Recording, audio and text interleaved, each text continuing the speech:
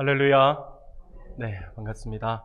어, 오늘도 귀한 시간 또 하나님 앞에 예배하기 위해서 나오신 우리 사랑하는 성도님들 주님의 이름으로 환영하고 축복하고요. 한 분도 빠짐없이 모두가 하나님의 귀한 은혜를 경험하는 복된 시간이 되기를 소원합니다. 예, 지금 전국이 지금 감기로 인하여서 감기 환자들이 많아서 많이들 고생을 하는 것 같습니다.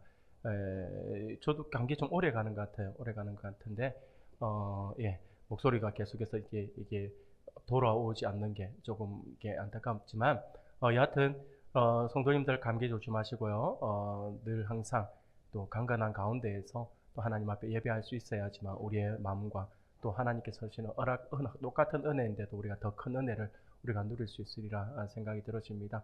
늘 강건하시고요. 그래서 감기 조심하시고 항상 서로를 위해서 기도하는 우리 모두가 되었으면 좋겠습니다. 예, 오늘 우리가 함께 나눌 말씀은요, 베드로전서에 있는 말씀을 가지고 같이 모든 행실에 거룩한 자가 되라라고 하는 제목으로 오늘 말씀을 잠깐 살펴보고자 합니다. 올해 우리는요, 하나님의 성품에 참여하라라고 하는 비전으로 우리가 나아갑니다. 오늘 우리가 참여해야 할 하나님의 성품은요, 바로 제목에 나와 있는 것처럼 거룩입니다. 거룩이라고 하는 말들을 우리가 많이 사용하고 있고 또 많이 듣기도 하고 많이 사용하고 있는 그러한 아주 듣기만 해도 신실함이 느껴지는 그러한 아주 중요한 단어이죠. 거룩으로 이렇게 해서 번역이 된 구약의 히브리어 단어를 보면요, 그 단어는 카도시라고 하는 단어예요. 히브리어로 카도시라고 하는데 이 카도시를 이제 카도시라고 하는 히브리어를 헬라어로 이제 번역을 하잖아요. 헬라어로 번역한 단어가 하기오스라고 하는 단어인데, 여하튼 이 카도시와 하기오스는 그냥 언어만 이렇게 번역을 해놓은 거기 때문에 다를 뿐인데, 카도시라고 하는 단어의 의미를 보면 분리 또는 구별이라고 하는 개념이 강조되는 그러한 단어가 바로 이 카도시라고 하는 단어입니다. 쉽게 말씀을 드리면 어떤 신적인 제사 의식이나 그 제사를 위해서 거룩한 영역에 속하게 된 것을 가리키는 것이 바로 이 카도시입니다. 우리로 치면 하나님을 섬기기 위해서 분리해서 놓거나 따로 떼어 놓은 것을 의미하는 것이죠. 그러므로 우리가 흔히 하나님 나라 백성이다 라고 이야기를 할 때 이 말은요, 우리가 거룩한 백성이다 라고 이야기하는 겁니다. 하나님 나라 백성은 곧 거룩한 백성이다라고 하는 의미인데, 이 거룩한 백성이다라고 하는 그 말 자체가 바로 구별이라고 하는 의미죠. 구별된 백성이다라고 하는 그런 것을 의미하고 있는 것입니다. 사랑하는 여러분, 그렇다면 하나님은 우리에게 거룩한 백성이다, 구별된 백성이다 라고 말씀을 하시는데, 그렇다면 하나님 나라 백성이 이 땅에서 살아가기 위해서 무엇과 구별되어야 한다라고 하는 말일까요? 우리를 구별된 백성이라고 분명히 말씀해 주셨는데, 그러면 무엇과 구별되는 존재들일까요? 오늘 말씀을 통해서 그 부분을 우리가 함께 살펴보면서 하나님의 은혜를 나누고자 합니다.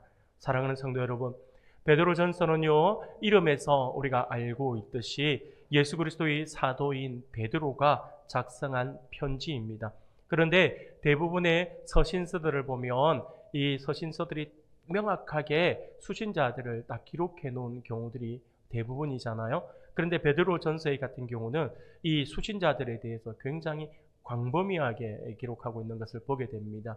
1장 1절 말씀을 보면, 베드로전서 1장 1절을 보면 이렇게 이야기를 합니다. 본도, 갈라디아, 갑바도기아, 아시아와 비두니아에 흩어진 나그네라고 이렇게 이야기하죠. 편지를 지금 그들에게 편지를 한다라고 이렇게 밝히고 있는 것입니다. 특정한 어떤 누군가가 아니라 이렇게 많이 흩어져 있는 그러한 그들에게 편지를 한다라고 이야기를 하고 있죠.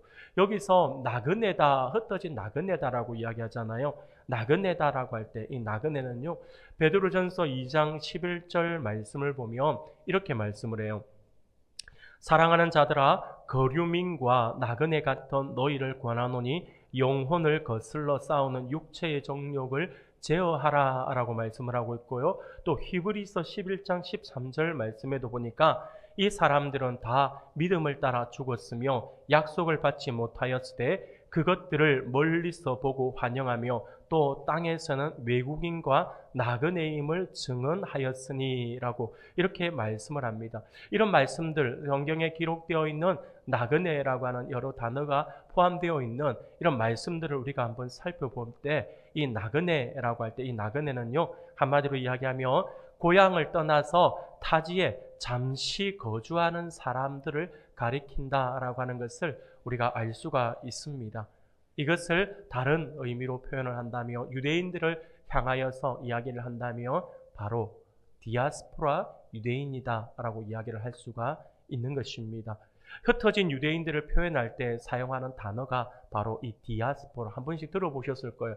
디아스포라라는 단어를 우리가 한번 들어보셨을 건데, 이 디아스포라라고 하는 단어가 다른 의미가 아니라 흩어진이라고 하는 거예요. 그래서 디아스포라 유대인이다라고 하면 세계에 흩어져 있는 유대인이다라고 이렇게 이야기를 하는 것입니다. 그래서 이 디아스포라라고 하는 단어는 언제 만들어졌냐면, 여러분 구약 성경은 히브리어로 되어 있는 걸 아시죠?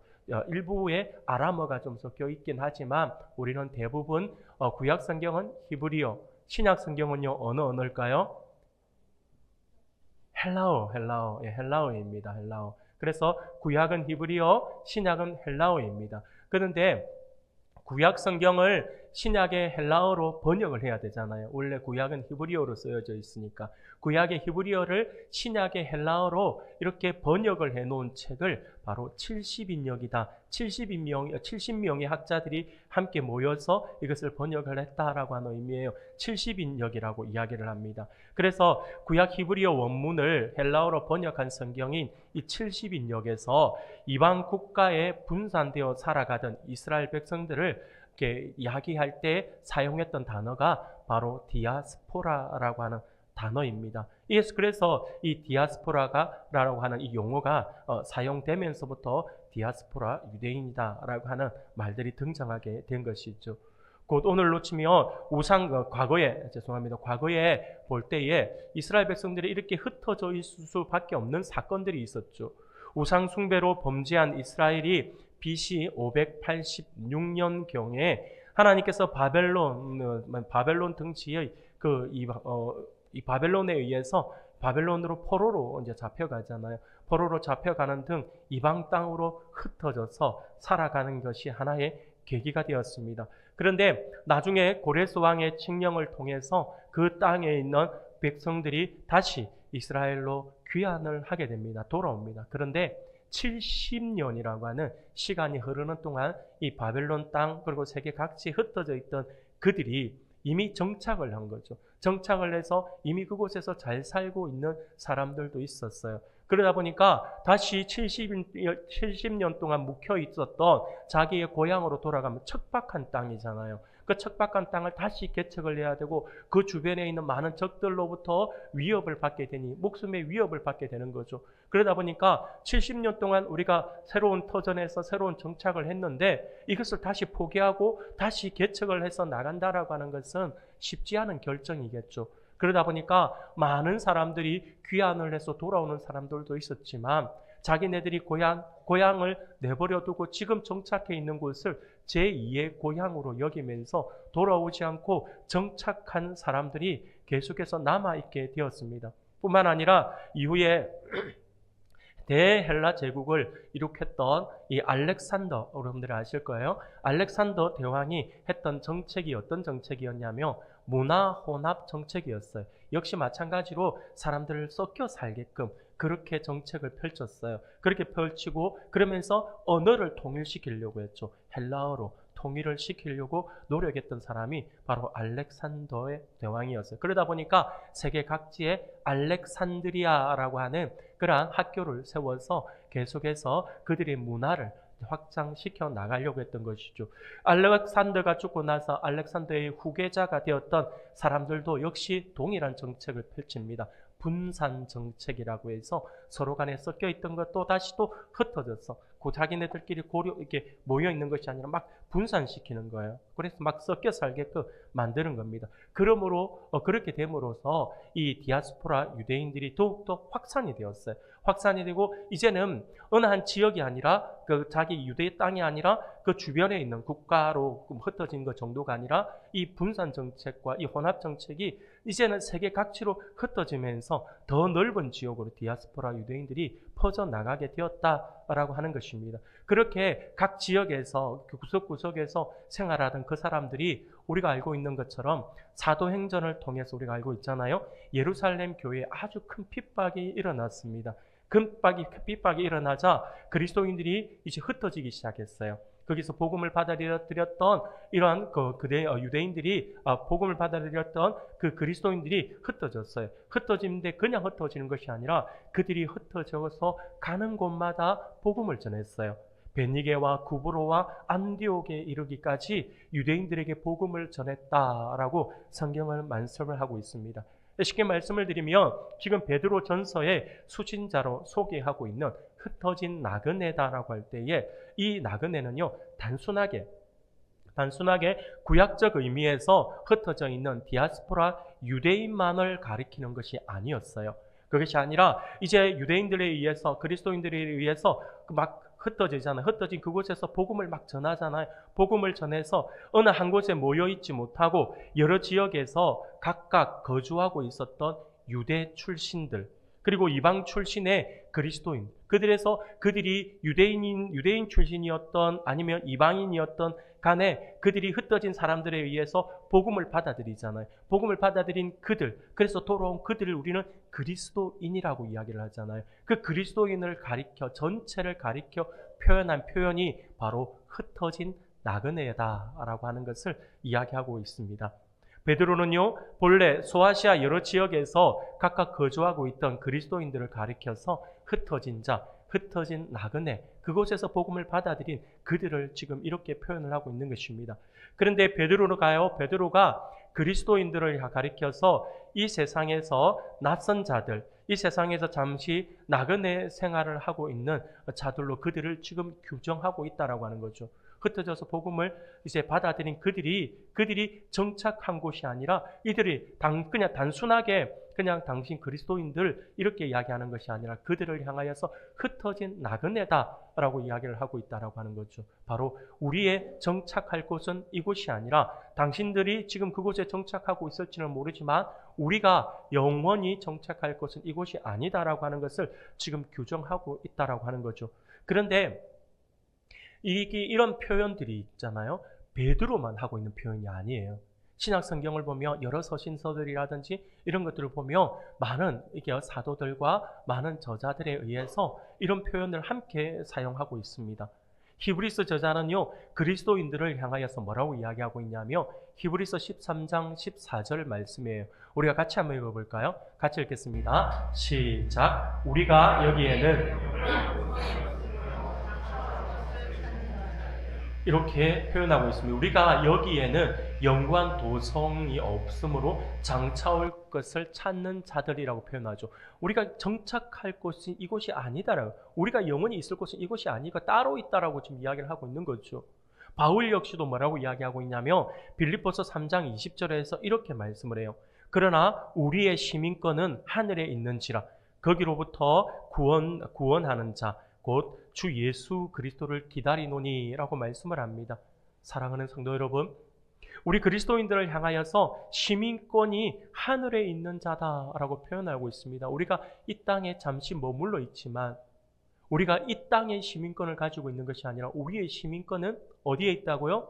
하늘에 있다고, 천국에 있다고요. 그럼 우리는 이 땅에서는 무엇일까요? 잠시 나그네.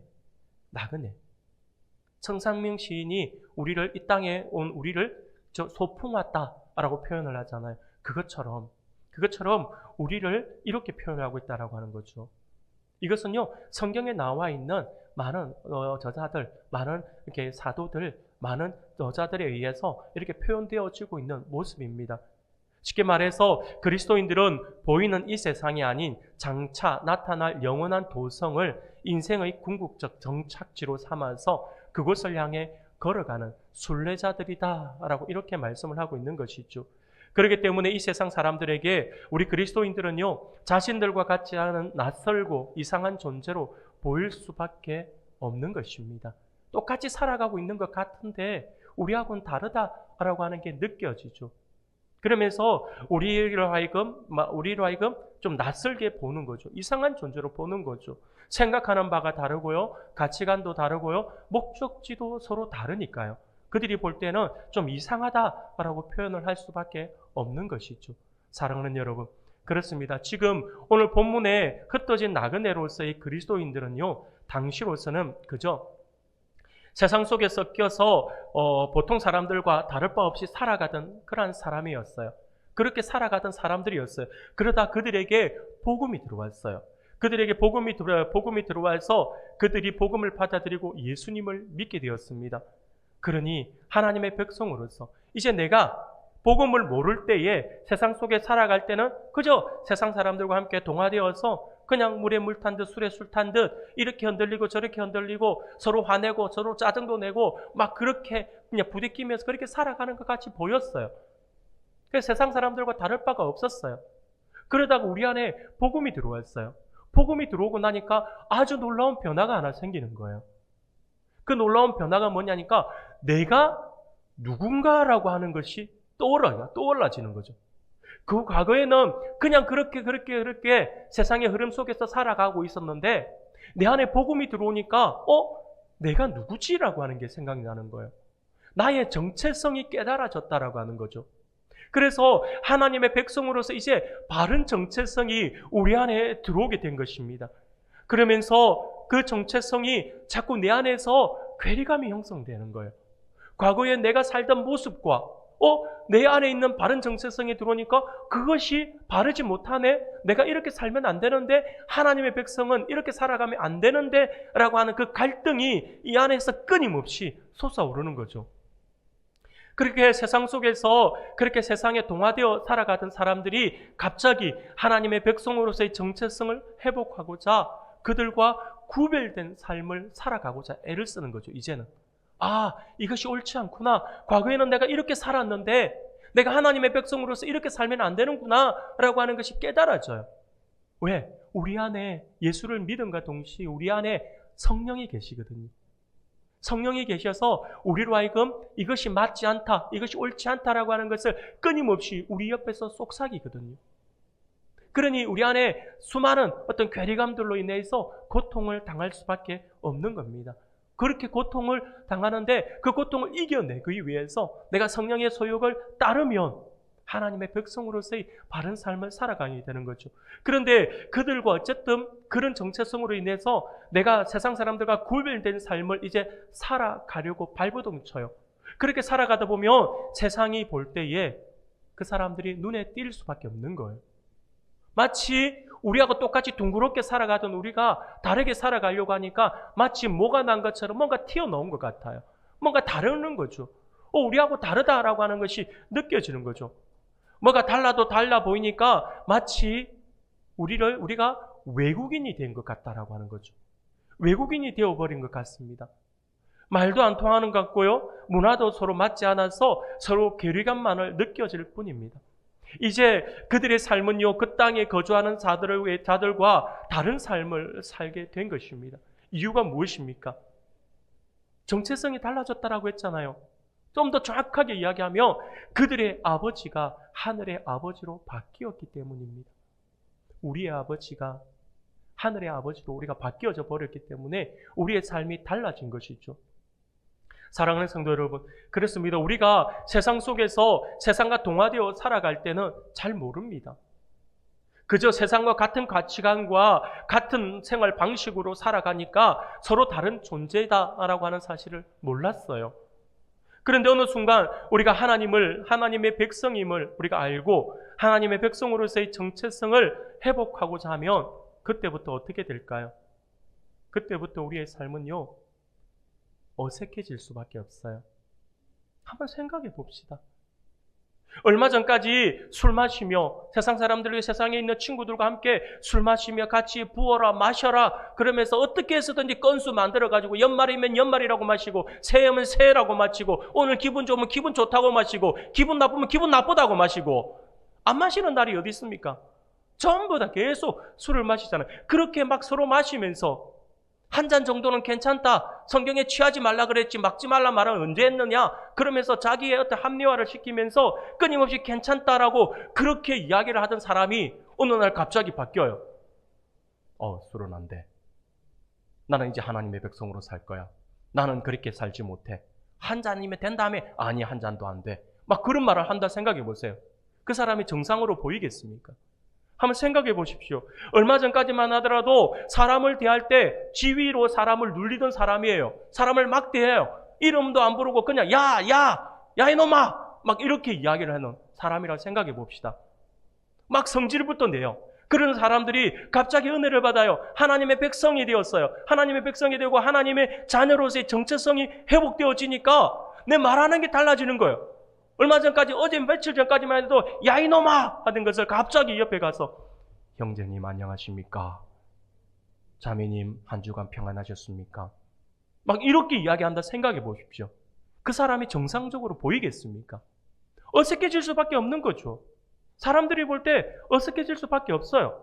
그러니 어떤 일이 벌어지냐니까 세상으로부터 그리됨과 동시에 우리가 구별된 삶을 살아가려고 발버둥 춤과 동시에 세상은 우리와 다르다라고 하는 것이 느껴지면서 우리를 유별나다라고 하는 거죠. 별나다라고 이야기하는 거예요. 이상하게 믿는다라고도 표현도 하기도 하고요. 예전에는 일주일에 한 번만 딱 교회를 갔는데 이제는 막 새벽에도 나간다 그러고 수요일도 간다 그러고 껄핏하면 교회에 기도하러 간다 그러고 그러니 세상 사람들이 볼 때에 그 사람들이 광신도처럼 보이는 거죠. 왜 저렇게 광신도처럼 믿지? 왜 저렇게 유별나게 믿으려고 하지? 아니, 이 말들은요, 솔직히 이야기해서 세상 사람들이 하는 말이 아니에요. 죄송하지만 예수 믿는 우리끼리 하는 소리예요. 세상 사람들이 우리를 요즘에는 그렇게 핍박하지 않아요. 오히려 예수 믿는 사람들이 더 핍박합니다. 나도 예수 믿고 옆에 있는 누구도 예수 믿고 다 예수 믿는데 왜 너만 유별나게 그러려고 하느냐? 남들 다 하지 않느냐? 남들 다 하는 거 그렇게 하면 되지. 왜 너만 특출나게 이렇게 신앙생활을 하려고 해? 라고 한다라고 하는 거죠. 광신도 같다라고 하는 비난을 받게 된다라고 하는 거죠. 사랑하는 여러분. 그래 되면 그때부터 우리의 인생은요, 서러운 나그네 인생이 되는 겁니다. 나그네 생활을 하는 거죠. 지금 그 이야기를 하고 있는 거예요. 베드로가 단순하게 예수 믿기 때문에 이 땅에서의 소망이 아니라 우리는 저 천국의 소망을 두고 살아가기 때문에 이 땅에서 나그네처럼 살아야 된다라고 이야기하는 그 정도가 아니에요. 우리가 나그네라고 할 때 그 나그네는요, 이 세상 사람들과 같지 않다라고 하는 거예요. 그들의 정체성과 똑같은 정체성으로 살아가는 것이 아니라 하나님의 백성으로 다르게 살아가고 있다라고 하는 거죠. 나그네의 삶은요, 외롭잖아요. 힘들잖아요. 정착할 곳이 없으니 얼마나 힘들겠어요. 그 서러운 나그네를 지금 이야기하고 있는 것입니다. 지금 베드로는요, 그러한 신앙의 순수함을 가지고 구별된 삶을 선택해서 나그네로 살아가는 그리스도인들을 향해서 지금 말씀을 증거하고 있는 것입니다. 오늘 우리들을 향한 말씀이죠. 그러면 베드로 사도가 그 흩어진 나그네로 살아가는 성도들에게 어떤 메시지를 전하고 있습니까? 오늘 편지에, 베드로 전서에 우리가 서두에 해당되는 베드로 전서 우리가 오늘 13절부터 말씀을 보았는데요. 오늘 베드로 전서 1장 3절부터 12절까지의 말씀에서 베드로가 가장 먼저 하고 있는 것이 감사의 표현을 하고 있는 것을 보게 됩니다. 3절 상반절 말씀인데 우리가 같이 한번 읽어볼까요? 같이 읽겠습니다. 시작. 우리 주 예수 그리스도의 아멘. 우리 주 예수 그리스도의 아버지 하나님을 찬송하리로다 라고 고백을 합니다. 베드로가 지금 찬송하는 이유는 너무나도 분명합니다. 하나님께서 우리를 그분의 백성 삼아 주셨기 때문이다라고 하는 것이죠. 그런데 우리가 잘 알고 있는 것처럼 성도들은 자신의 어떤 능력으로 하나님의 백성이 된 것이 아니에요. 베드로는요, 앞서 1장 2절에서 곧 하나님 아버지의 미리 아심을 따라 성령이 거룩하게 하심으로 순종함과 예수 그리스도의 핏부림을 얻기 위하여 택하심을 받은 자에게라고 분명히 말씀을 하고 있거든요. 우리가 하나님의 백성이 된 것은요, 하나님의 주권과 하나님의 뜻에 따라 그렇게 하나님의 백성이 되었다라고 이야기를 합니다. 그런데 베드로는요, 여기서 하나님이 이방 출신이 그들을 성령의 능력으로 거룩하게 하셨다라고 말하고 있다라고 하는 거죠. 여기서 하나님이 이방 출신인 그들을 성령의 능력으로 거룩하게 하신 목적이 무엇인가라고 하는 것을 분명하게 이야기합니다. 바로 그들로 하여금 순종하는 백성이 되게 하고, 그리고 그리스도의 핏부림을 받게 하기 위해서 성령의 능력으로 우리를 거룩하게 하셨다라고 이렇게 말씀을 하고 있는 것입니다. 마치 구약의 이스라엘 백성이 하나님의 말씀에 따르기로 서약하고 언약의 피로 뿌림을 받았던 것과 아주 유사한 모습을 보여주고 있는 거죠. 그것을 설명하고 있는 것입니다. 이로써 베드로는요, 이방인 출신 신자들이 이전에 그들이 속한 세상 문화를 따라 살았던 삶의 방식을 버리고 이제는 하나님의 뜻에 순종하는 백성이 되고 그리스도의 피로 용서를 받아서 새 언약 백성이 되었다라고 하는 것을 지금 강조하고 있는 것입니다. 우리는 그냥 존재가 아니다라고 하는 거예요. 하나님께서 거룩하게 구별한 존재다라고 하는 걸 지금 이야기하고 있는 것입니다. 그러면서 베드로는요, 새 언약의 백성이 된 우리 성도들, 우리들에게 베드로가 편지를 쓰면서 흩어진 나그네에게라고 하지만 오늘 우리 모두를 해당하거든요. 우리 모두에게 하는 말이거든요. 그런데 우리 모두에게 무엇을 요구하고 있냐면 거룩한 자가 되라라고 이야기를 하고 있습니다. 오늘 본문 15절 16절 우리가 같이 한번 읽어볼까요? 15절 16절 같이 읽겠습니다. 시작. 오직 너희를 부르신 거룩한 이처럼 너희도 모든 행실에 거룩한 자가 되라. 기록되었을 때 내가 거룩하니 너희도 거룩할지어다 하셨느니라. 아멘. 사랑하는 여러분, 사실 이 말씀은요, 베드로가 한 말이라기보다는요, 하나님의 요청입니다. 하나님께서 오늘 우리들에게 요구하고 있는 말씀이에요.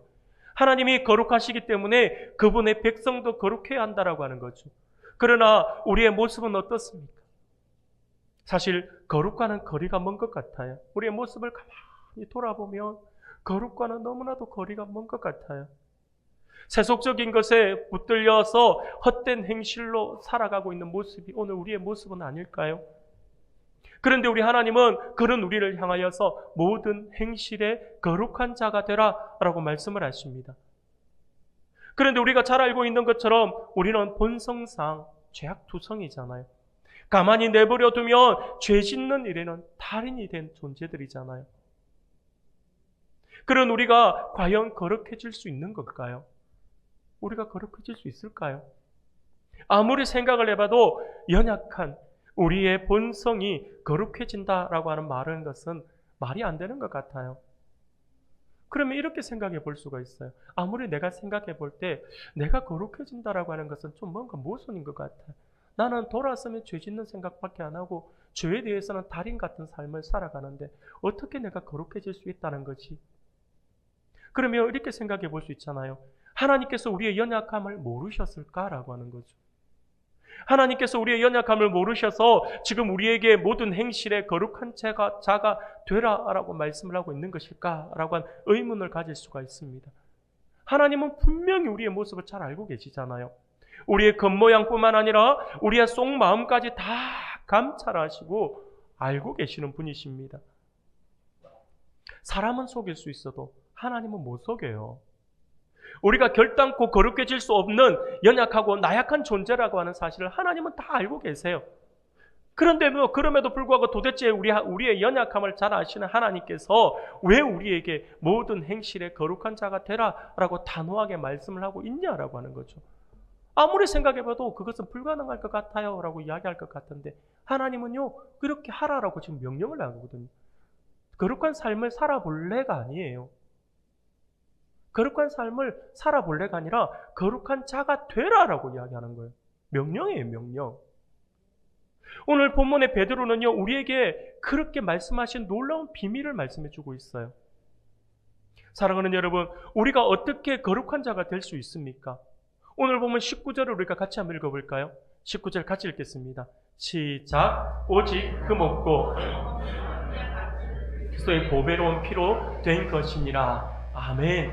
사랑하는 여러분, 거룩하지 못하고, 아니 거룩과는 거리가 먼 것 같은 우리들, 세상의 헛된 행실로 살아가는 우리가 거룩한 자가 될 수 있는 비결이 있는데, 그것은 다름이 아니라 바로 그리스도의 보배로운 피로 가능하다라고 하는 것을 이야기하고 있습니다.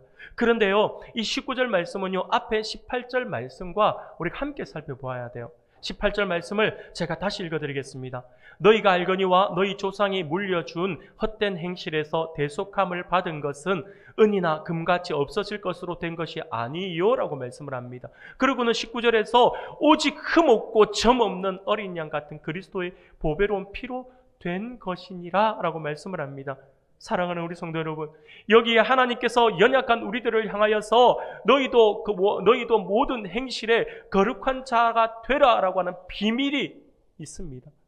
그것은 다름이 아니라 우리는 앞으로 거룩하게 될 존재들이 아니다라고 하는 거예요.